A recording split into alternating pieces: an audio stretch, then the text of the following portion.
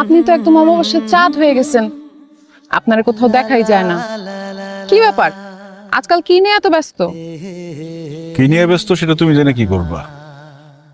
না, এমনি জানতে ইচ্ছা করলো।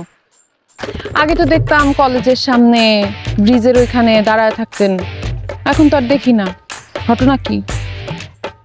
যার জন্য দাঁড়ায় থাকতাম সে আরেকজনের সাথে বাইকে ঘুরে, দাঁড়ায় থেকে কি করুন? ও আচ্ছা, ওই কথা। আরে ওইটা অন্য কেউ না, আমার ফুফাতো ভাই সেলিম। অনেকদিন পর বিদেশ থেকে বাড়িতে আসছে, বাইক নিয়ে আমার কলেজের সামনে গেছে। তা আমার কইলো চল তোরে বাড়িতে নামাই দিয়ে আই। আমি বললাম চলেন। ও, তার মানে উনি তোমার ফুফাতো হয়েছিল? আর আমি কত কিছু ভাবছি, ওনার সাথে তোমার বাইকে দেখে আমি খুব কষ্ট পাইছিলাম।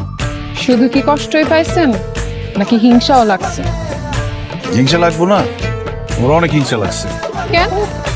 আমি অন্য একটা ছেলের সাথে বাইকে ঘুরলে আপনার হিংসা লাগবো কেন? আমি আপনার কে? তুমি আমার কে সেটা জানি না, কিন্তু সারাক্ষণ তোমার দেখতে মন চায়। তোমার না দেখলে আমার একটু ভালো লাগে না। আমি খাইতে চাই, ঘুমাইতে চাই, যাই করি না কেন তোমার সুন্দর চেহারাটা আমার চোখের সামনে ভাইসা ওঠে। হয় না? তোমার লিগে আমার এমন লাগে কেন বলতো? আমি কেমনে কমো? এত কিছু যেহেতু বলতে পারছেন, বাকিটা আপনিই বলে দেন। আর কি কমবো? আপনি এত বোকা কেন শিমুল ভাই? সব কথা কইতে পারলেন, আসল কথাটাই কইতে পারতেছেন না।